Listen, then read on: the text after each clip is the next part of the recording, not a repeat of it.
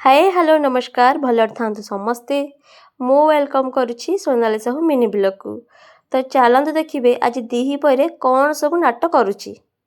Fast मु पणस काटिकी तार कोला बाहर करी जेहेतु प्रथम थर करुच्ची भूल भाल टिके हो गला। तापरे देखला बेलू आउ गोटे पणस आसिक हाजर ये तांको माउसी घर को जाइथिले सांगरे पणस आ पिजुली किछि आनिथिले ताकू रखी देकी लुगा उड़ा 2 दिन हैला पड़ीथिला ताकू भांगी भुंगी की साइज करके आलना रे नेकी रखीदेली।